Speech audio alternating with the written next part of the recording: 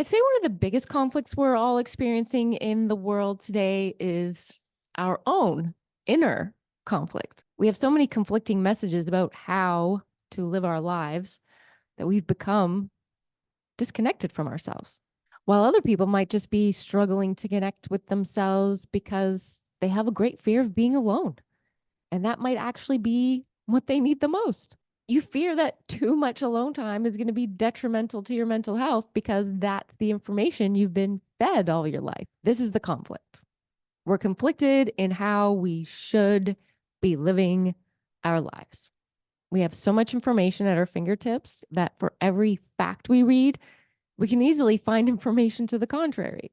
You might hear that secluding yourself and spending too much time alone is having an avoidant attachment style. You might be convinced that you're not healing anything and that you're avoiding the healing process. Well, for people who have experienced complex trauma, are neurodivergent, and are also introverted, which means they get their energy by being alone, this is actually the best form of healing they can get. You might be shaming yourself for it though, because you're told that to heal means that you have to get out of your comfort zone. You got to confront your issues. You have to get out there in the world and connect with people, socialize, become part of society and interact more. Like somehow, if you're doing those things, that's an indicator of your healed state.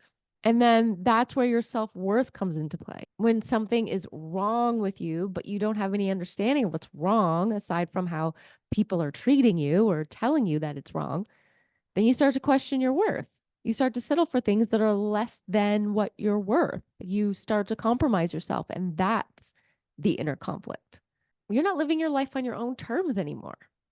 And instead, you're abandoning yourself. You're satisfying the standards set out by someone else's expectations that are not yours. I think once we can live in a world where no one dictates to us what is healthy and what is unhealthy, that's when our inner conflict will be resolved. You're allowed to live on your own terms.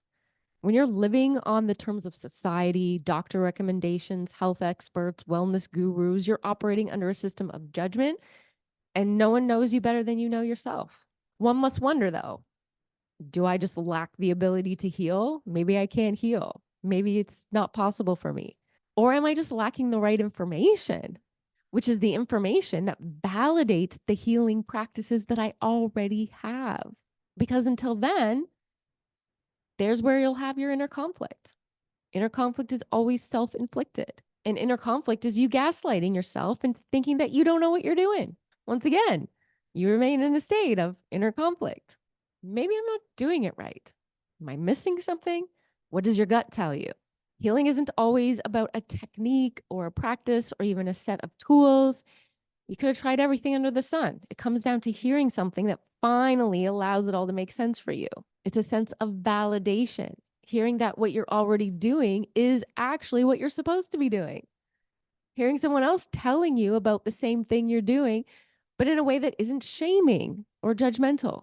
You can look for the shortcuts, formulas, scripts, tips, and tricks, but at the end of the day, it's always about finding your own version, your own way that the universe is guiding you toward. Until then, inner conflict rules.